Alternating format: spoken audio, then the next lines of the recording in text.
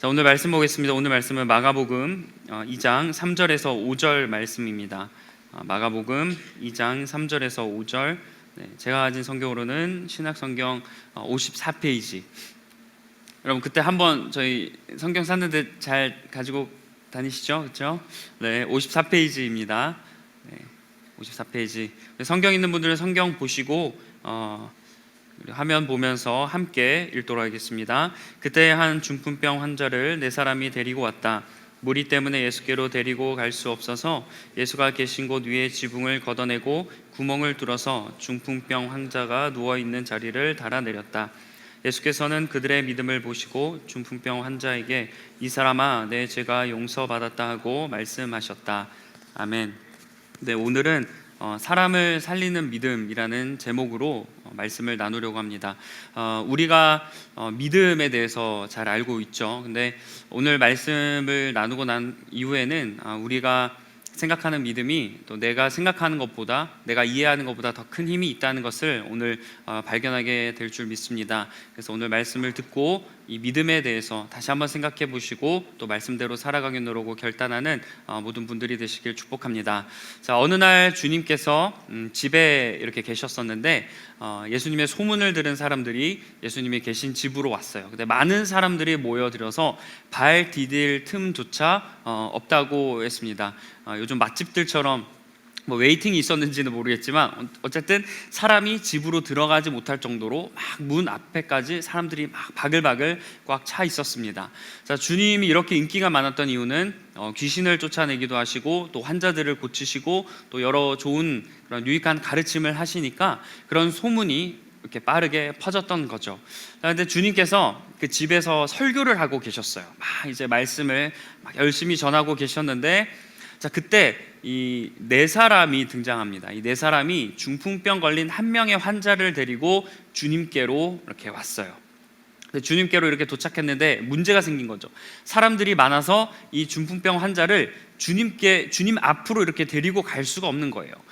마치 이 삭개오가 주님을 못 만나는 거와 비슷한 그런 약간 느낌입니다. 그래서 이 네 명의 사람은 이 환자를 주님께 데리고 가면 주님 앞에 탁 놓으면 치료가 될 거라는 믿음을 가지고 있었어요. 그래서 그 믿음으로 왔는데 사람에게 막 가로막히잖아요.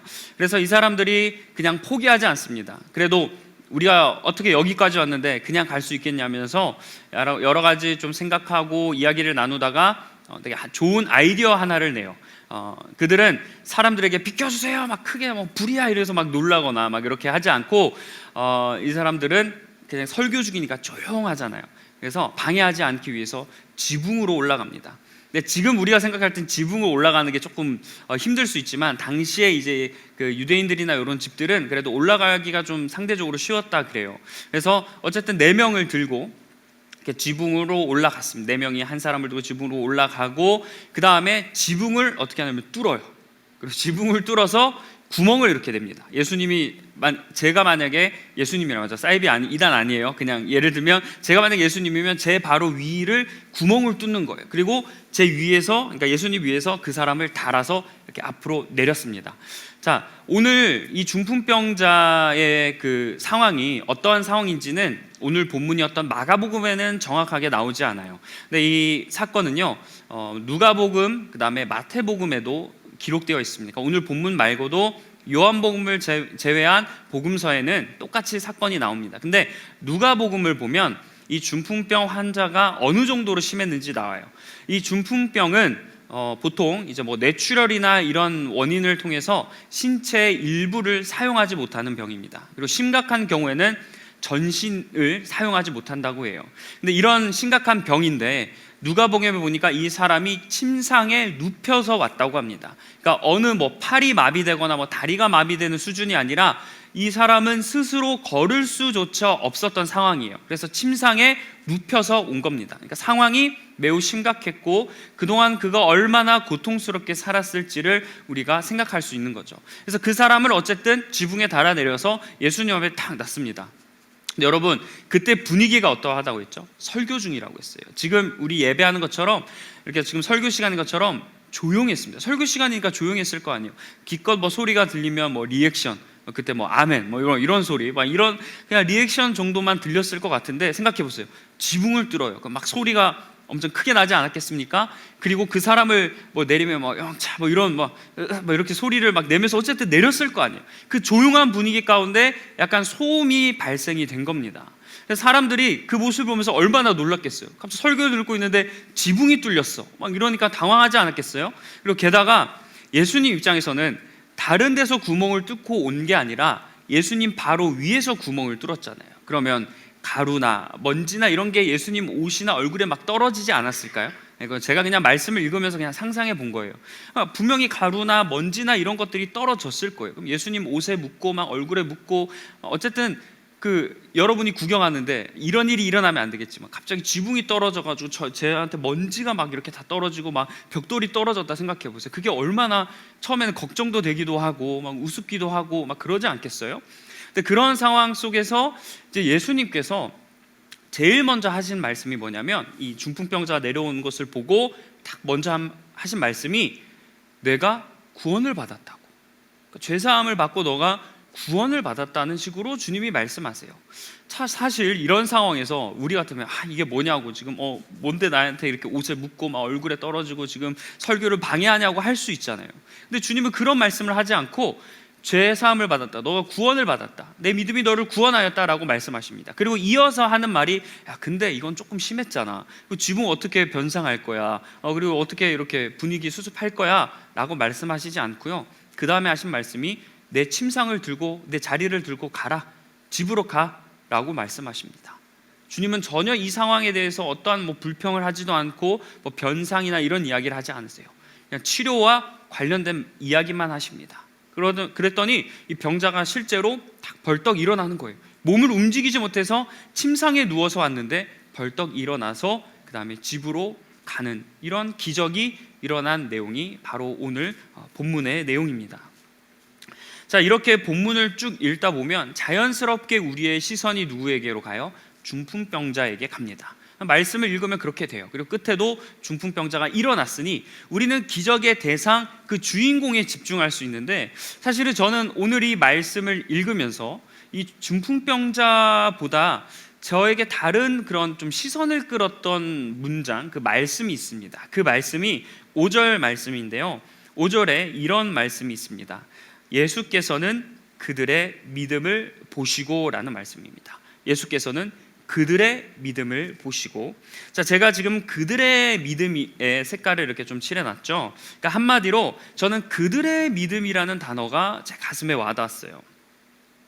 자, 보통 예수님께서 치료를 하시면 그 환자 당사자의 믿음을 보시고 치료하시지 않습니까? 내 믿음이 너를 구원하였다, 내 믿음이 너를 이렇게 낫게 했다, 그 환자 당사자의 믿음을 보시고 기적을 베푸시는데, 오늘 말씀은 하나님이 그 당사자 중풍병자의 믿음만을 보신 게 아니에요. 그들의 믿음을 보시고 했다는 얘기는 뭐예요? 중풍병자도 포함되겠지만 같이 왔던 4사람의 믿음을 보시고 이 중풍병자 한 사람을 치료하셨다는 거예요. 만약에 환자, 중풍병 환자 그 한 사람의 믿음만 봤으면 그들의 믿음을 보시고가 아니라 어떻게 되었겠어요? 그의 믿음을 보시고겠죠. 그들의 믿음을 보시고.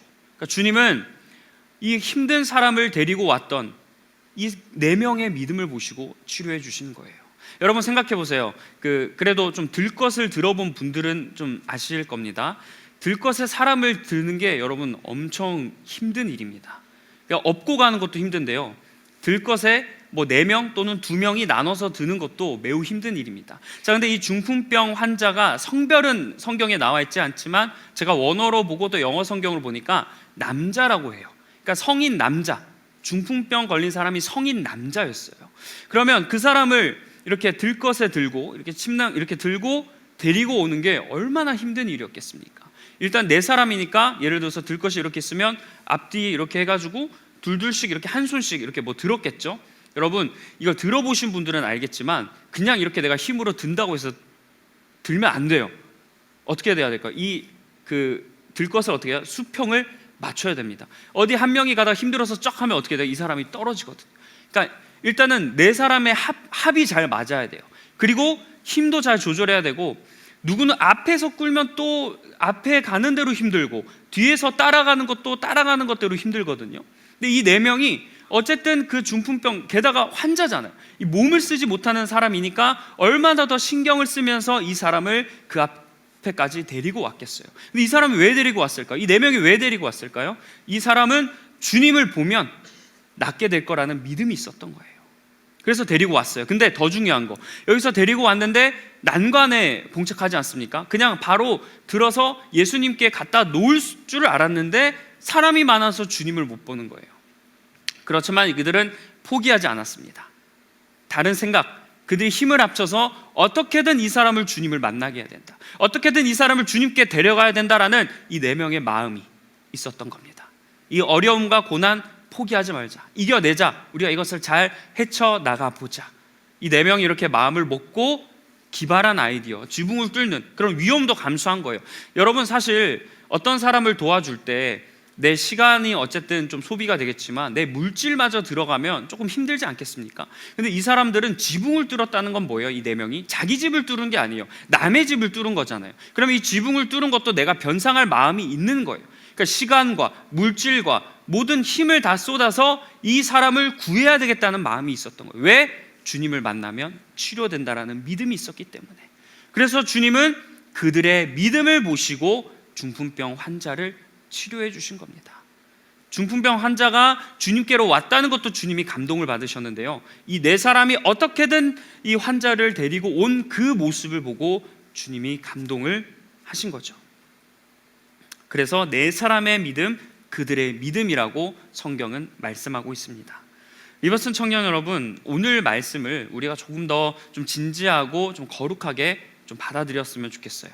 자, 보통 우리가 내 믿음, 내 신앙, 그리고 내 믿음으로 인해서 내가 어떤 일을 행하고 어떤 은혜를 받고, 그러니까 믿음이라고 하면 어떤 나의 유익을 생각하는데, 오늘 말씀에서는 내 믿음이 나에게도 유익이 되겠지만 다른 누군가에게도 유익이 될 수 있다는 메시지를 우리에게 전달해 주고 있습니다. 그러니까 내 믿음으로 사람을 살리는 일을 할 수 있다는 거예요. 그 사람은 전혀 믿음이 없는 것 같아도, 그럼에도 불구하고 믿음이 있는 내가 믿음이 없는 사람을 도와주고 주님께로 인도하면 어떻게 되는 거예요? 그 사람이 구원을 받는다는 거예요. 자, 오늘 주님께서 중풍병 환자를 처음 데리고 오셨을 때 사실 병을 낫게 되었다라는 말씀을 하시면 되잖아요. 근데 처음에 뭐라고 하시면 내 믿음이 너를 구원해왔다, 죄사함과 관련된 이야기를 하세요. 그러니까 이 중풍병 환자가 모르겠어요, 몸을 스스로 쓸 수 없잖아요. 그러면 행동으로 죄를 지을 수는 없겠지만 어쨌든 뭐 마음의 죄든 어떤 죄든 죄가 있었던 거예요. 근데 그 죄가 이 네 명의 믿음을 통해서 해결을 받은 겁니다. 우리의 믿음이 다른 사람의 그런 구원의 문제, 그리고 어떤 육체적이고 정신적인 그런 부분까지 도움을 줄 수 있다는 거예요. 그래서 주님은 오늘 말씀하시는 겁니다. 너희들도 그렇게 다른 사람들을 위해 도와줄 수 있는 일을 하라고. 너의 믿음을 가지고 너가 은혜 받고 너만 채우는 것에 신경 쓰지 말고 주변 사람들을 위한 일들을 하라고 오늘 주님께서 이러한 말씀을 우리에게 주시는 줄 믿습니다. 우리에게 도움이 필요한 대상들은 주변에 널려 있어요. 오늘 이 말씀처럼 이 환자처럼 육체적인 질병을 갖는 분들이 있을 거고요. 또 요즘은 또 감정적으로, 정신적으로, 정서적으로 좀 힘들고 아픈 사람들이 많은 시대잖아요. 그런 사람들이 도움의 대상일 수도 있습니다. 그런데 사실 이런 사람들이 우리의 도움의 대상만은 아니에요. 저는 중풍병 환자, 몸을 못 쓰는 이 환자를 딱 보면서 어떤 생각이 또 한편으로 들었냐면, 영적인 중풍병자들도 많은 시대입니다. 물론 뭐 정신이나 이런 건 멀쩡하지만 영적으로 굳어져서 아무런 신앙적으로 아무런 활동을 할 수 없고 하지 못하는 사람들이 우리 주변에 많아요. 하나님과 멀어져서 영적으로 민감하지 못하고 단단하게 굳어져 있는 사람들이 있고, 이게 죄를 짓는 건지 이게 하나님 앞에 나아가는 건지 지금 내가 은혜를 받고 있는 건지 모른 채 신앙생활 하는 사람들도 많이 있습니다. 반대로 아예 신앙이 처음이어서 복음에 대해서 무엇인지 모르는 사람들이 있어요. 도움이 필요한 사람들이 있는 거죠. 하나님은 누구신지, 구원은 무엇인지, 어떻게 해야 주님을 만날 수 있는지 아무것도 모르는 채로 신앙생활을 하는 사람들이 많이 있습니다. 우리 주변에 그런 사람들이, 도움이 필요한 사람들이 지금 많다는 거예요. 누군가의 도움 없이는 신앙생활을 할 수도 없고 살아갈 수도 없는 사람들이 많다는 뜻입니다. 우리가 지금 여기서 똑같이 예배하고 똑같이 신앙생활을 하는 것 같지만 여기 안에서도 도움이 필요한 사람들이 분명히 있어요. 모두 다 똑같은 신앙의 수준은 아니기 때문이에요. 그래서 어떤 지체들에게 권면하고 때로는 설득을 해야 되지 않습니까? 오늘 중풍병 환자가 나를 데려가 줘라고 했든 아니면 이 4명이 중풍병 환자를 데리고 갔든 아마 한 번쯤은 이 4명은 중풍병자를 권면하는 그런 일을 했을 거예요. 이 사람이 힘드니까 가기 싫다고 했을 수도 있고 또 어떻게 어려우니까 또 이 중풍병 환자 입장에서는 4명이 걱정되니까 그냥 안 해줘도 된다라고 할 수도 있고 겨우 데려갔더니 또 이렇게 사람들 때문에 못 가니까 이제 됐다 이 정도면 너무 고마워라고 할 수도 있고 여러 가지 뭐 이런 일이 있겠지만 이렇게 사람을 도와주다 보면 우리가 그냥 도와주면 잘 따라오면 좋겠지만 때로는 설득을 해야 되고 권면을 해야 되는 일들이 많이 생깁니다. 그리고 사랑으로 케어한다, 사랑하자 너무나 힘든 일이에요. 사랑으로 케어하는 것 여러분 쉬운 일이 아닙니다. 엄청난 체력이 소비되고 감정 소비도 엄청 많이 돼요. 사람을 도와주는 것, 말로 도와주는 것이라고 우리는 쉽게 이야기하지만 그 이면에는 우리가 정신적으로 육체적으로 그 외 모든 것들이 상당히 지치고 힘든 과정을 겪는다는 거예요. 특별히 그 중에서도 모든 일들이 어렵겠지만 사람을 대하는 일들이 가장 어렵지 않겠습니까? 뭐 서비스직이라든지 특히 교회 사역에서도 모든 게 다 중요하고 어렵겠지만 사람을 대하고 이렇게 만나는 그런 사역이 제일 힘들어요. 왜 내 뜻대로 되지 않거든. 다른 건 그냥 내가 조금 열심히 하고 내가 적응하면 해결될 문제들이 많습니다. 그런데 사람을 대하는 건 이게 내 마음대로 되지 않을 때가 너무나 많이 있거든요. 그래서 사람을 대하고 사람을 도와주는 게 너무나 힘든 일이에요. 여러분 그리고 한 명을 케어하기 위해서 딱 한 명이 필요하면 그래도 괜찮습니다. 맨투맨이 되면 좋은데 알겠지만 한 명을 케어하기 위해서 한 명이 아니라 2, 3명, 4명, 5명까지 필요한 경우도 많이 있어요. 이 한 명을 섬기고 도와준다는 것 쉬운 일이 아닙니다. 중풍병자를 한 사람을 4명이 도와줬다? 우리가 쉽게 뭐 4명이니까 그럴 수 있지. 4명이니까 힘든 것이 나눠졌고 4명이니까 조금 더 수월하게 하지 않았을까 생각하지만 이 4명이 그 한 사람을 돕기 위해서 쓰는 에너지와 체력과 정신적인 것들을 생각하면 절대 다른 사람을 도와준다는 게 쉬운 일이 아닙니다. 믿음을 가지고 내가 믿음은 있어요. 이 사람이 주님께 나아가면 주님을 믿을 수 있다는 믿음, 오늘 중풍병자처럼 이 사람이 주님께 나아가면 그의 어려움이 해결될 수 있다는 믿음은 있지만 이 믿음을 가지고 그 사람을 주님께로 인도하는 건 엄청난 에너지가 든다는 얘기입니다. 주님은 베드로에게 너가 나를 사랑하느냐라고 나중에 부활하시고 물으셨죠. 그래서 주님이 베드로의 사랑을 확인하셨어요. 그 다음에 하신 말씀이 뭐예요? 내 양을 먹이고 치라. 베드로의 양이 아니라 주님의 양을 먹이고 치라고 하셨습니다. 그러니까 주님의 사랑을 아는 사람, 주님을 사랑하는 사람, 이 사람은 그 다음에 해야 될 일이 뭐냐면 주님의 양을 먹이고 치는 일이에요. 주님께서는 베드로에게 너가 날 사랑하니까 이제 너가 배부르게 잘 살아봐. 너가 신앙적으로 너를 위해 너가 무너지지 않도록 잘 살아봐 라고 주님이 말씀하지 않았어요. 주님의 양을 먹이고 치는 일을 하라고. 그러니까 한마디로 도와주고 섬기는 일을 하라고 주님이 말씀하셨습니다. 그래서 베드로가 선교도 하고 전도도 하고 그런 일을 떠난 거예요. 내 양을 먹이고 치라. 다른 사람을 살려내는 일은 우리가 할 수 있으면 하는 일이 아닙니다. 주님이 말씀하신 원하시는 일이에요. 그래서 반드시 우리도 내 믿음을 가지고 다른 사람들을 섬기고 도와주는 일을 해야 한다는 거예요. 여러분 혹시 최근에 누군가를 도와주신 적 있으십니까?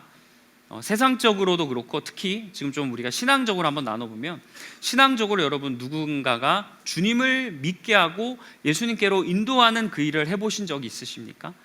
여러분 다른 사람들이 조금 하나님을 좀 가까이 하고 저 사람이 그래도 교회에 한번 왔으면 좋겠다 이런 마음을 품고 내 믿음을 가지고 내가 기도하면 이루어질 것이라는 믿음을 가지고 다른 사람의 신앙을 위해 기도해 보신 적이 있으십니까?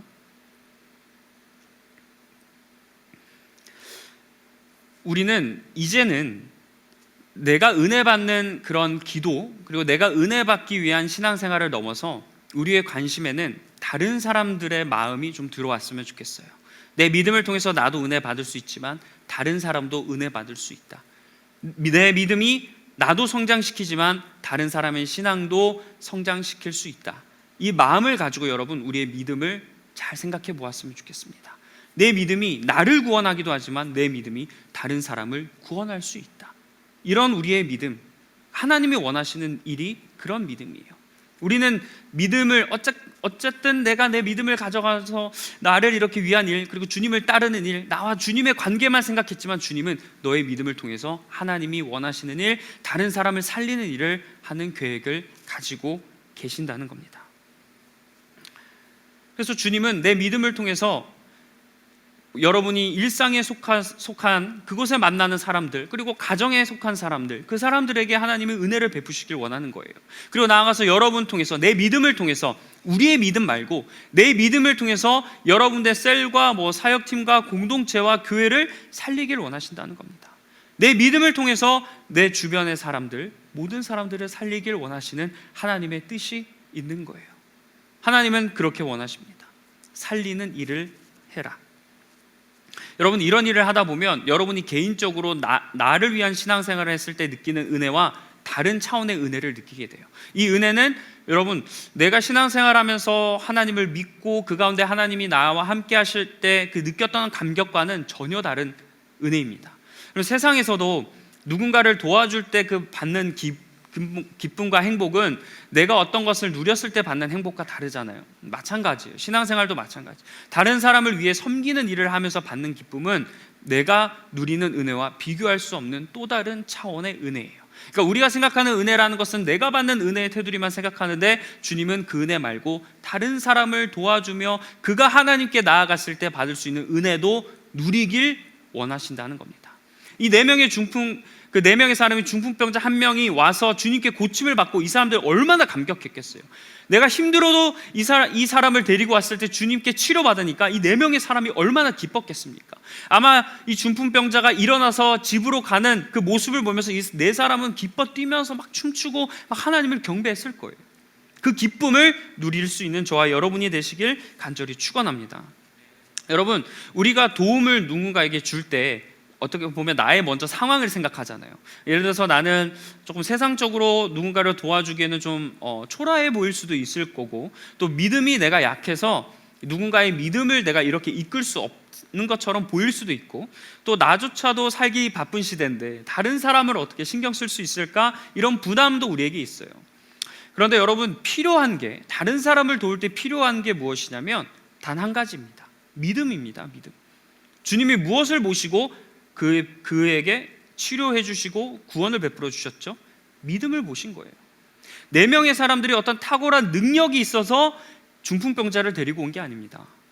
그리고 예수님께서 그 4명의 어떤 탁월함과 그 4명의 뛰어난 능력을 보시고 그 사람에게 구원을 베푸신 게 아니에요. 믿음 하나만 보셨어요.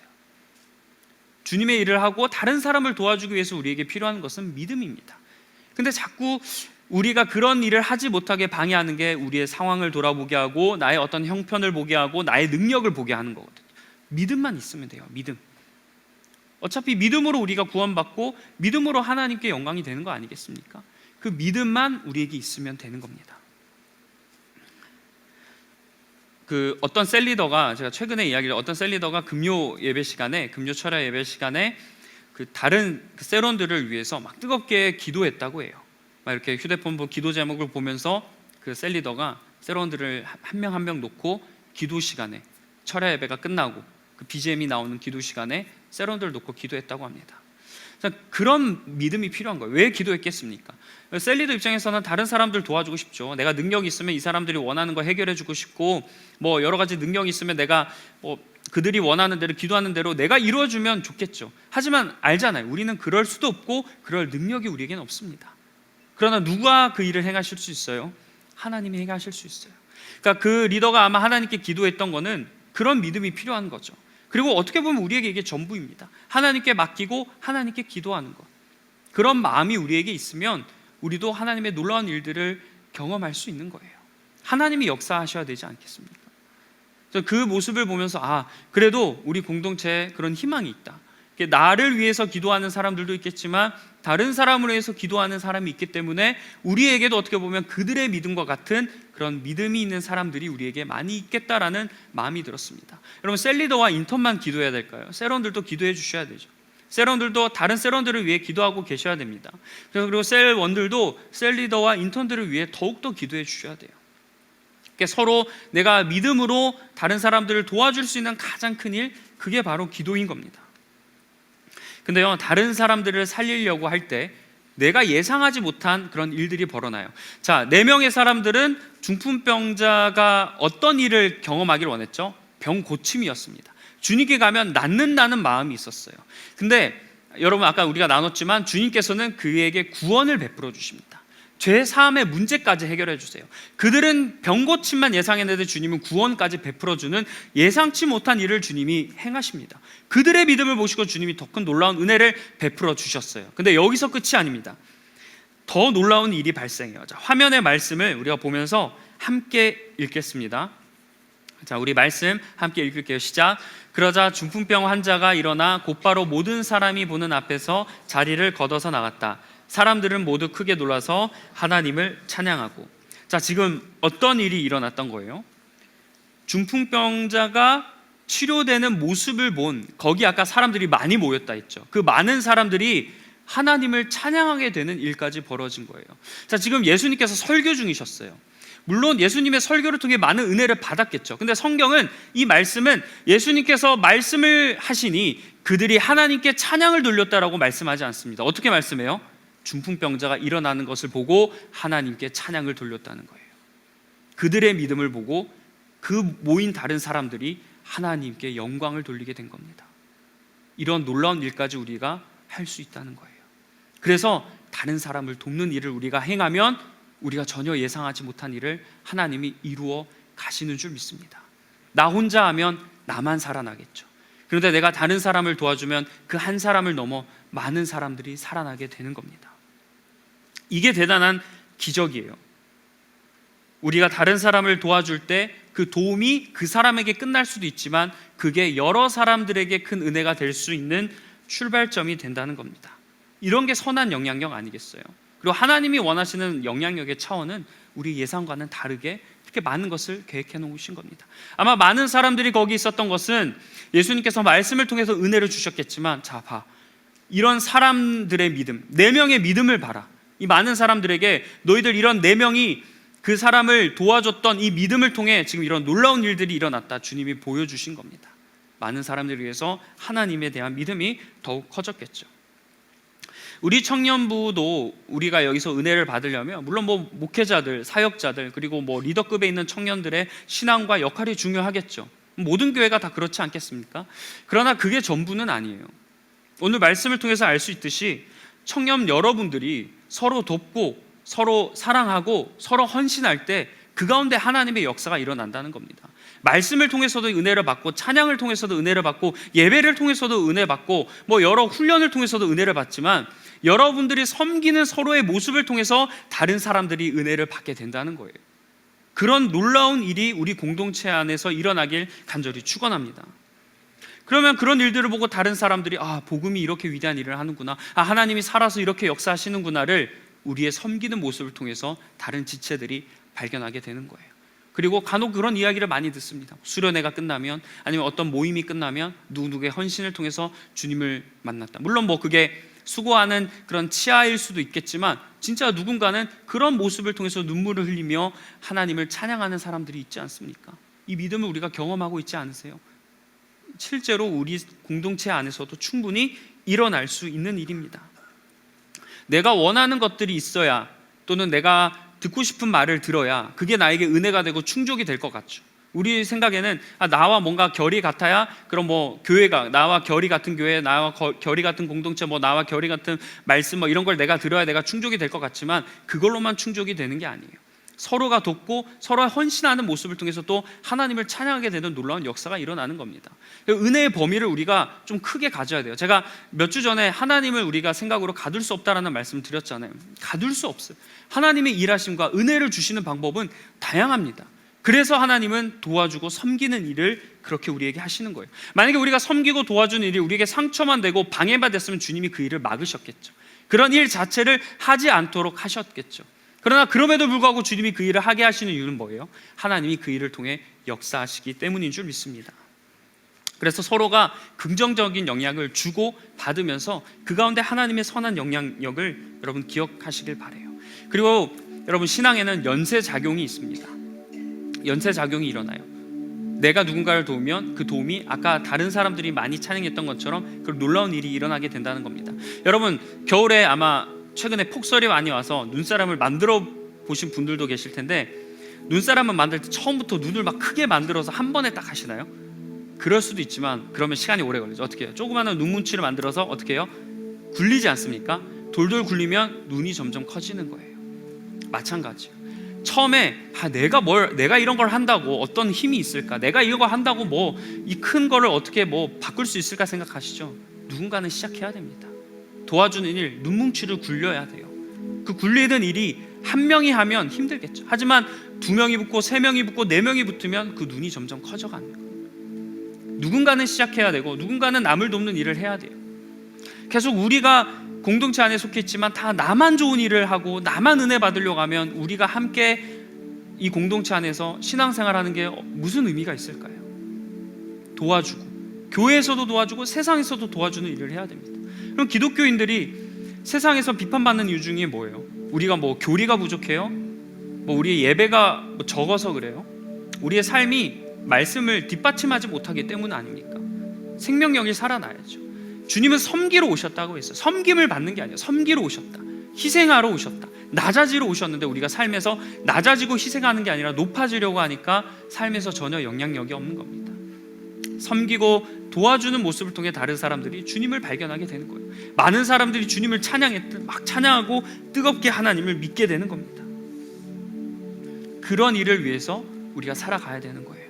이제 우리 예배를 통해서, 여러분 수련회 이런 걸 통해서 여러분은 개인적인 신앙으로 잘 채워가고 있는 것 같아요. 이제 그거를 우리가 한 가지 좀 거룩한 도전을 했으면 좋겠습니다. 삶에서 보여주세요. 다른 사람을 도와주시고 전혀 믿지 않는 사람들임에도 여러분 섬기는 역할들을 감당하세요. 뭔가 이익 조건과 기브 앤 테이크로 여러분 그렇게 도와주지 마시고 예수님처럼 도와주고 섬기는 일들을 해보시기 바랍니다.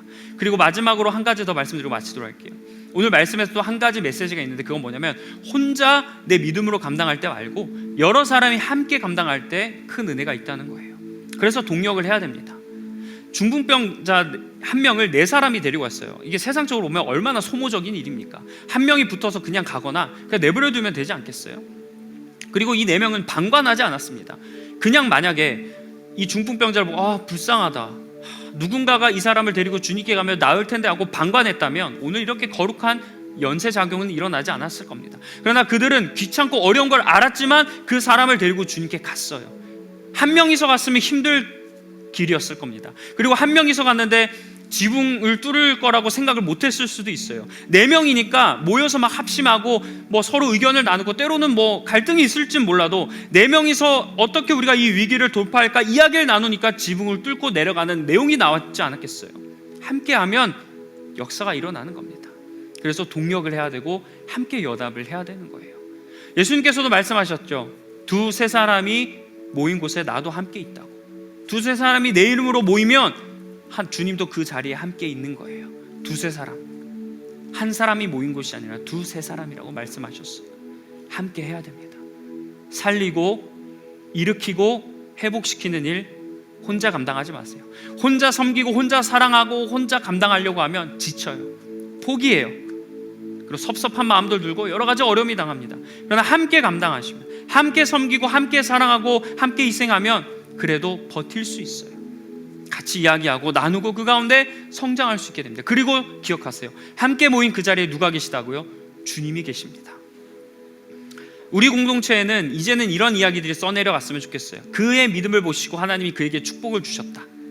그래서 여러분도 고백할 때 나 주중에 이런 은혜 받았어 고백하는 것도 너무 귀한 일이지만 이제 그들의 믿음을 보실 것처럼 리버스 청년의 믿음을 보시고라는 말씀이 우리 가운데 있었으면 좋겠습니다. 우리가 협력했더니 이런 일들이 일어났더라. 우리가 누군가를 도와줬더니 이런 일들이 일어났다고. 내가 받은 은혜가 아니라 내가 다른 사람을 도와주며 받은 은혜를 고백하고 누리는 우리 교회 리버스 청년부가 되길 주님의 이름으로 간절히 축원합니다. 기도하겠습니다. 하나님, 오늘은 4명의 믿음을 통해서 또 말씀을 나눴습니다. 하나님, 중풍병자의 믿음도 중요했지만 이 사람을 힘들고 어렵게 데려간 4명의 믿음이 주님을 감동시켰고 은혜를 베풀어 주시는 계기가 되었습니다. 하나님, 우리는 살면서 내가 받는 은혜만 생각하고 또 내가 이런 것을 누렸으면 좋겠다라는 마음이 있습니다. 물론 그런 간절한 마음이 필요하지만 그들의 믿음을 보시고라는 말씀처럼 우리의 믿음을 통해 다른 사람들을 살려내는 일을 하게 하여 주시옵소서. 내 양을 먹이고 치라고 말씀하셨습니다. 이제는 주님을 사랑한다면 내 양을 먹이고 치는 일에 힘쓰게 하여 주시옵소서. 그래서 다른 사람들을 도와주고 섬기는 가운데 중풍병자가 일어나서 뛰어 나아갔듯 그런 내가 품은 그 사람이 하나님의 은혜를 받는 감동의 그런 은혜도 받게 하여 주시고 또 나아가서 서로의 섬김의 모습이 다른 많은 사람들에게 은혜가 되어 우리의 섬김이 다른 사람들이 하나님을 알게 되고 찬양하게 되는 놀라운 출발점이 될 수 있도록 우리와 함께 하여 주시옵소서. 모든 말씀 예수님의 이름으로 기도합니다. 아멘.